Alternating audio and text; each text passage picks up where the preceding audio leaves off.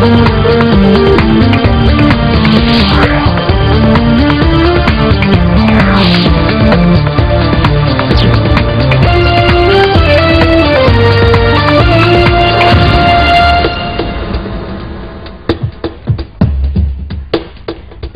ഏഷ്യാനെറ്റ് ന്യൂസിലേക്ക് സ്വാഗതം. ഞാൻ ഗൂഗിളിന്റെ ഗൂഗിൾ ഇന്റർനെറ്റ് ബസ് കേരളത്തിലെത്തി. ജനങ്ങൾക്ക് ഇന്റർനെറ്റിന്റെ അനന്ത സാധ്യതകളെ പരിചയപ്പെടുത്തി കൊടുക്കുന്നത് ലക്ഷ്യമിട്ടുള്ള പ്രചരണ പരിപാടിയുടെ ഭാഗമായാണ് ഗൂഗിൾ ഇന്റർനെറ്റ് ബസ് കൊച്ചിയിലെത്തിയത്. നിങ്ങളുടെ സ്കൂള് ഇതല്ലേ? നിങ്ങളുടെ സ്കൂള് അല്ലേ? ഇതിന്റെ ഓപ്പോസിറ്റ് വുഡ്ലാൻഡ് ഇതന്നെയല്ലേ സ്ഥലം? മനസ്സിലാവുന്നുണ്ടോ സ്ഥലം? ഈ ജംഗ്ഷൻ ഇത് മാർക്ക് ചെയ്തിട്ടുണ്ട്, ഓൾറെഡി സ്കൂള് മാർക്ക് ചെയ്തിട്ടുണ്ട്.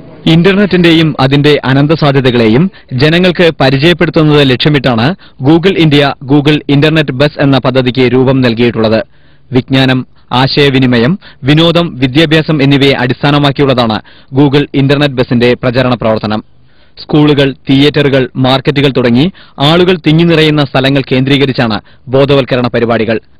മധ്യപ്രദേശ്, ആന്ധ്രാപ്രദേശ്, കർണാടക, തമിഴ്നാട് എന്നീ സംസ്ഥാനങ്ങളിലെ പര്യടനം പൂർത്തിയാക്കിയ ശേഷമാണ് ഗൂഗിൾ ഇന്റർനെറ്റ് ബസ് കൊച്ചിയിലെത്തിയത്. It is because India internet penetration is very low right now. We are trying to increase that penetration by teaching people and by taking it to the people so that they can understand it easily.